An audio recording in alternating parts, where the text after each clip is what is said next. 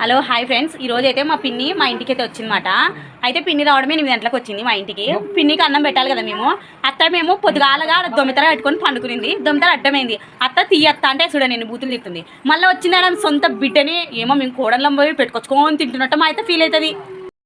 నువ్వు ఇంత తొందరగా దొమ్మితర మొత్తం చుట్టూ పెట్టుకొని వండుకుంటే మేము ఎట్ట ఎదురుగాల కిచెన్లోకి చెప్పు. అత్త నువ్వేమన్నా పిల్లకి పాలిచ్చే తలవే ఎంత పొద్దుగాల వండుకోవడానికి అత్త ఎట్ట తిరగాలి అత్త మేము ఈడ చూడండి ఫ్రెండ్స్.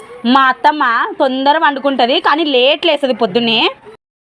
ఇప్పుడు వండుకోవడం తొందర వండుకుంటుంది, లేయడం మాత్రం లేట్ లేస్తుంది. అన్న అత్తాలంటే తెల్లవారుజామున 4 గంటలకు 5 గంటలకు లేపి లేయండి అని లేపుతారు. ఈ అత్త మాత్రం ఫ్రెండ్స్ ఏడైనా లేదు, గంట కొట్టాలని నేను లేయత్తా అని ఎక్కడ దొరికిందో ఏం కథను.